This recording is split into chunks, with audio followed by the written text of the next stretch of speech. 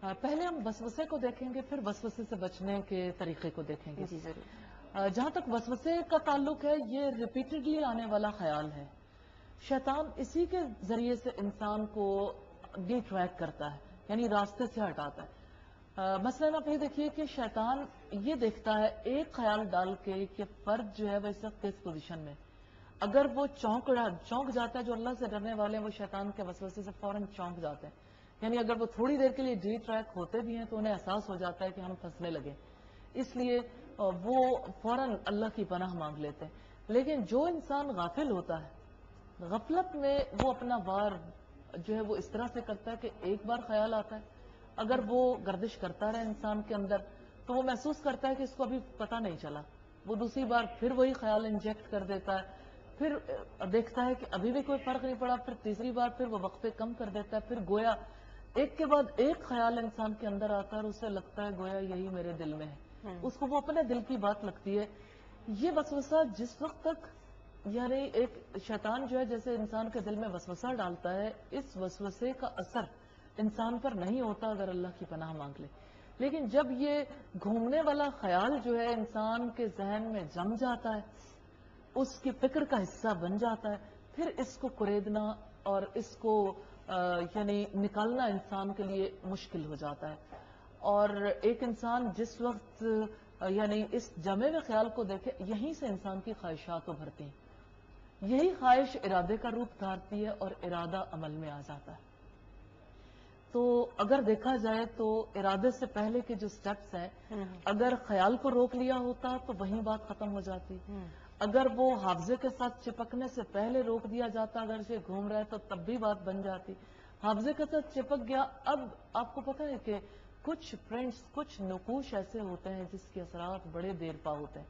اسی وجہ سے آپ دیکھیے کہ جس وقت ایک انسان کے اندر کسی دوسرے انسان کے بارے میں بدگمانی پیدا ہوتی ہے تو انسان کے لیے بہت مشکل ہو جاتا ہے. یعنی اگر وہ ابتدا میں جھٹک دے تو بات فرق ہے، اور اگر وہ نہ جھٹکے تو انسان خود اپنی آگ میں جلتا ہے، اپنے علاؤں میں جلتا ہے. دوسرے فرد کو پتہ بھی نہیں ہوتا کہ میرے بارے میں کسی نے کیا چیز اپنے ذہن میں رکھی. یہی چیز جب آگے بڑھتی چلی جاتی ہے، یعنی بدگمانی جو ہے وہ آگے بڑھتی ہے، یہی چیز کینے میں، بغض میں بدل جاتی ہے، اور یہی پھر حسد تک جا بات پہنچتی ہے. تو یوں یعنی ایک انسان اگر ابتدا میں کام کر لے تو بات فرق ہوتی ہے. اسی طرح سے جیسے شیطان انسان کے سامنے برائی کی تزئین کرتا ہے، برائی کو خوشنما بنا کے دکھاتا ہے. تو اب یہ دیکھیں کہ جیسے نماز کا معاملہ تو ابتدا میں وہ فقط اسے یہ نہیں کہتا کہ آپ مت پڑھو، اس کو یہ کہتا ہے کہ ابھی ٹائم کافی ہے تو تھوڑی دیر کے بعد پڑھ لینا، کوئی ایسی بات نہیں. اب انسان کو یہ پتہ نہیں چلتا کہ یہ یعنی کوئی بیرونی قوت ہے، اس کو لگتا ہے یہ میرے دل کی بات ہے جو اندر سے اٹھ رہی ہے.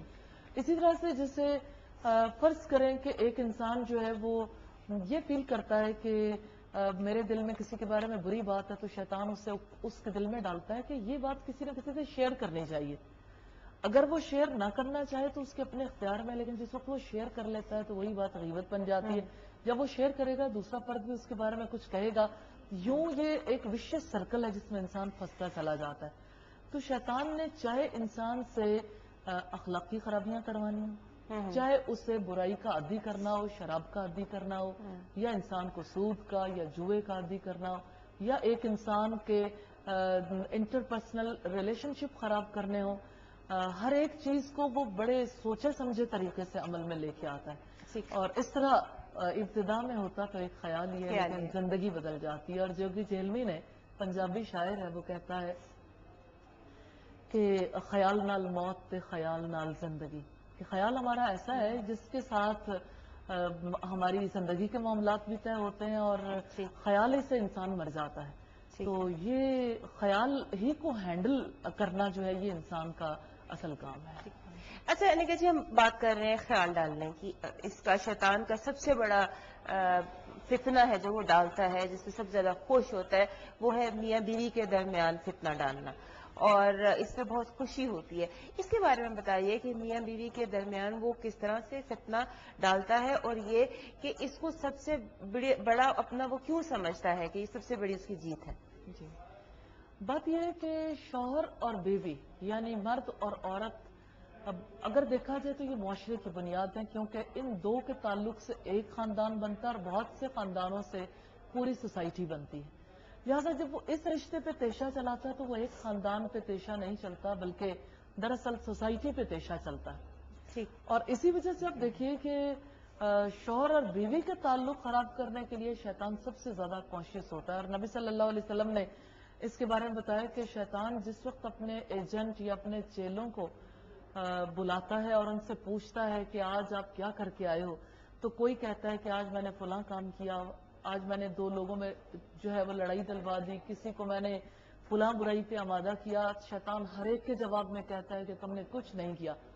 لیکن ایک شخص ہے جو کہتا ہے کہ میں نے شوہر اور بیوی کے درمیان تلخی کروا دی اور ان کا جھگڑا اس حد تک بڑھ گیا کہ اب وہ آپس میں یعنی جدا ہونے کے قریب ہے, تو شیطان اٹھتا ہے اور اسے گلے سے لگا لیتا ہے اور کہتا ہے تم اصل کام کر کے آئے.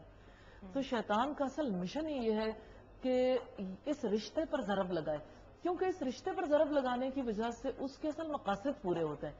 اس کا اصل مقصد یہ ہے کہ کسی طریقے سے جب شوہر اور بیوی میں جدائی ہو جائے گی تو اس کی وجہ سے ہی اصل فساد پھوٹ نکلے گا. آپ جانتے ہیں کہ جب شوہر اور بیوی کی جدائی ہوتی ہے تو دلوں کے اندر کوئی محبت بھرے جذبات نہیں ہوتے, تلخیاں ہوتی ہیں. 2 خاندانوں میں یہ تلخیاں بہت جلدی ملٹی پلائی ہوتی ہیں اور ڈسٹرسٹ کا شکار بہت ہوتی ہے سوسائٹی, جہاں پر یہ رشتہ ٹوٹ پھوٹ کا شکار ہو جاتا ہے. اور اس کی وجہ سے بچوں پہ گہرے اثرات ہوتے ہیں اور بروکن ہومز کی وجہ سے آپ کو پتا ہے کتنی بچوں کی سائیکی بھی متاثر ہوتی ہے. تو یہ چونکہ لانگ لاسٹنگ اس کے ایفیکٹس ہوتے ہیں اور سوسائٹی کے اندر جب لوگ یعنی شوہر اور بیوی میں جدائی ہو جاتی ہے اس کی وجہ سے انہیں اکیلے اکیلے رہنا پڑتا ہے, پھر اکیلا شکار جو ہے اس کے لیے اور زیادہ سہولت والا ہو جاتا ہے اور زیادہ سوسائٹی کے اندر بے چینی پیدا کرنے کے لیے اسے مواقع مل جاتے ہیں. اس لیے وہ اس رشتے کو ضرور خراب کرنا چاہیے. ناظرین, بات ہو رہی ہے شیطان کے طریقہ واردات کے حوالے سے اور آپ بھی ہمارے پروگرام میں شامل ہو سکتے ہیں. طریقہ وہی ہے 0900-10214 اور اس کے علاوہ SMS کے لیے RSN اسپیس میسج اور سینڈ کریے 6622 پر. لیکن صاحب بریک پہ جانے سے پہلے ہم بات کر رہے تھے کہ شیطان کی سب سے بڑی خوشی ہوتی ہے کہ وہ میاں بیوی میں فتنہ ڈالتا ہے, فرقہ ڈالتا ہے. تو یہ بات تو عام انسان بھی کرتے ہیں, تو پھر یہ عام انسان کے لیے تو بہت بڑا گناہ ہوگا, کیونکہ میں نے دیکھا ہے کہ گھروں میں اکثر لوگ بڑی خوشی سے فتنہ ڈال دیتے ہیں. جو برائی ہے وہ تو یعنی انتہائی نچلے درجے کی برائی ہے اور یہ حقیقتاً ابلیسی کام ہے. اور آپ کو یاد ہوگا ہم نے اپنے پروگرام کے ابتدا میں یہ دیکھا تھا کہ کچھ ایسی صفات ہیں جو شیطانی صفات ہیں جو انسان کے اندر در آتی ہیں, جس میں ایک صفت یہ بھی ہے کہ انسان 2 انسانوں کے درمیان کی محبت کو ختم کروانے کے لیے کوشش کرے. تو یہ فتنہ ہمارے تو گھر گھر میں عام ہے, یعنی شوہر اور بیوی کے درمیان اختلافات پیدا کرنے کے لیے. اور اس میں شیطان جو ہے وہ زیادہ کلوز جو ریلیٹیوز ہوتے ہیں ان سے ہیلپ لیتا ہے اور وہ طریقہ واردات اس کا وہی ہے کہ وہ وسوسہ ڈالتا ہے ایک کے بعد دوسرے میں, دوسرے کے بارے میں یعنی تیسرے کے دل میں ڈالتا ہے. اور یوں جو ہے جب لوگ نیگیٹو تھاٹس کو شیئر کرتے ہیں تو اس کی وجہ سے باقاعدہ ایک گروپ بندی ہو جاتی ہے فیملیز کے اندر. لیکن یہ کہ یہ فتنے کی آگ جب بھڑکتی ہے تو آگ اسی خاندان کو لگ جاتی ہے. اس گھر کو آگ لگ گئی گھر کے چراغ سے. اچھا نکی صاحب, ہم بات کر رہے تھے شروع میں شیطان کی, جب ہم نے وسوسوں کی بات شروع کی ہے, پہلا وسوسہ جب اس نے آدم اور حوا کے دل میں ڈالا تو آدم اور حوا کو پہلی سزا جو ملی وہ اریانی تھی. تو آج اگر ہم دیکھتے ہیں اریانی کو تو ہم فیشن سمجھتے ہیں, اس کو تو ہم سمجھتے ہیں کہ یہ بڑی کوئی عزت کی بات ہے. تو اس کو کیسے آپ ایکسپلین کریں گی کہ یہ اتنی پھیلی ہوئی اریانی اور اس پر فخر, یہ کیا ہے؟ پہلی بات تو یہ ہے کہ یہ اریانی کا معاملہ جو ہے یہ شیطان کی تزئین ہے. ہم نے پہلی بات یہی دیکھی تھی کہ شیطان برے کاموں کو اچھا بنا کر دکھاتا ہے اور اسی وجہ سے آپ دیکھ لیں کہ اوورآل میرا خیال ہے کہ یہ بات, یہ اگزامپل جو آپ نے دی ہے یہ سب سے بڑی اگزامپل ہے کہ انسان کس طریقے سے ایک برے کام کو اچھا کام محسوس کرنے لگ جاتا ہے. شیطان نے جس طرح حضرت آدم علیہ السلام اور حضرت حوا کو بہکایا تھا, وہ نہیں جانتے تھے کہ اس کا کیا نتیجہ نکلے گا. لیکن جب نبی صلی اللہ علیہ وسلم کو اللہ تعالیٰ نے بطور نبی کے مبعوث کیا, اس وقت پوری انسانیت کے نام یہ میسج دیا. سورہ الاعراف میں یہ میسج موجود ہے کہ اے آدم کے بچوں, کہیں ایسا نہ ہو کہ شیطان تمہیں اسی طرح سے بہکا دے جس طرح سے تمہارے آبا و اجداد کو بہکایا تھا اور تم پر سے تمہارے لباس اتروا دے. تو یہ شیطان کا بہت بڑا حربہ ہے شیطان کا بہت بڑا طریقہ ہے کہ انسان کی حیا پہ ضرب لگاتا ہے. نبی صلی اللہ علیہ وسلم نے فرمایا کہ حیا اور ایمان دونوں ساتھ ساتھ رہتے ہیں. اگر حیا اٹھ جائے تو ایمان بھی اٹھ جاتا ہے. حقیقت یہ ہے کہ سوسائٹی کے اندر سے یہ حیا ختم ہوئی ہے, اسی کی وجہ سے ایمان رخصت ہوا, اور اسی ایمان کے رخصت ہونے کی وجہ سے اللہ کی ذات کے ساتھ تعلق بھی, کلام اللہ کے ساتھ وہ دلچسپی نہیں رہ گئی. اپنا انسٹرکشن مینول ہم بھول گئے, اور وہ بلند مقام جس تک اللہ تعالیٰ لے جانا چاہتا ہے اس بلند مقام کا خواب تک دیکھنا چھوڑ دیا. اور آج جو ہے ہم شاید یعنی حالات و واقعات کے سپرد ہو گئے کہ جس میں جس طرح سے جو چیز ان ہے بس اسی کے پیچھے سب لوگ بکٹٹ بھاگ رہے, اور رک کے یہ نہیں سوچتے کہ آیا یہ طریقہ زندگی کسی طرح سے ہمارے لیے بہتر ہے, یا یہ کہ یہ اور زیادہ اللہ کی رحمت سے دور کرنے والا اور آپ کے قریب لے جانے والا. اچھا انیکا صاحبہ, اب جیسے کہ انسان نماز بھی پڑھتا ہے, شیطان سے بچنے کی کوشش بھی کرتا ہے, اپنی سے صحیح کرتا ہے, لیکن پھر بھی وکٹم ہو جاتا ہے, تو ظاہر ہے کہ ہمارے اعمال ہی ہوں گے نا جس کی وجہ سے ہم شیطان کا شکار ہوتے ہیں. تو اس پہ روشنی ڈالیے گا, because we are ending the programme. تو کس طرح سے پھر انسان جو ہے وہ شیطان سے بچے, اور اس کے اندر وہ کون سی عام بیماریاں یا عام پرابلمز ہیں جن کا ہمیں پتہ نہیں ہے لیکن جس کی وجہ سے ہم شکار ہو رہے ہیں شیطان کا. شیطان کا جہاں تک معاملہ ہے, شیطان نے تو اپنی ایفرٹس رائٹ وے سے, لیفٹ سے, آگے سے, پیچھے سے, اس نے تو اپنی کوشش جاری رکھنی ہے, ان فارملی بھی اور فارملی بھی, جہاں سے بھی اس کے لیے ممکن ہو وہ انٹری دینے کی کوشش ضرور کرتا. اور اس سے بچاؤ کے لیے اللہ تعالیٰ نے بنیادی طور پر ایک سسٹم بنایا ہے. مثلا یہ کہ انسان کے لیے دو سپورٹنگ فیکٹرز اس کے اندر ہے, ایک اس کی عقل اور دوسرے اچھائی اور برائی کا شعور. دو سپورٹنگ فیکٹرز باہر سے ہیں, ایک تو اللہ تعالیٰ نے انبیاء اور رسول بھیجے, اور دوسرے اللہ تعالیٰ نے کتابیں بھیجی. تو یہ جو انٹرنل فیکٹر ہے, اس کو جب باہر سے کال ملتی ہے تو اس کی وجہ سے اس کے لیے سہولت ہو جاتی ہے. اب آپ دیکھیں کہ نیکی کی بات ہر انسان کے اندر ہے, چاہے وہ بدی کی آخری سٹیج پہ پہنچ چکا. باہر سے جب اسے نیکی کی کال دی جاتی ہے انبیاء کے توسط سے, یا انبیاء کے بعد علماء, یا ان لوگوں کے توسط سے جو اس ذمہ داری کو قبول کر لیتے ہیں, جب وہ کال دیتے ہیں نیکی کے لیے, تو شیطان کی کال جو ہے اس کے اثرات دھیمے پڑنے شروع ہو جاتے ہیں. تو یہ کال جو ہے رحمان کے بندے دیں تو لوگ نیکی کی طرف راغب ہو جاتے ہیں, اور اگر شیاطین دیں تو لوگ بدی کی طرف راغب ہو جاتے ہیں. شیطان نے کل انسان سے یہی بات کہنی ہے کہ میں نے تو فقط تمہیں دعوت دی تھی, تمہیں مجبور تو نہیں کیا تھا.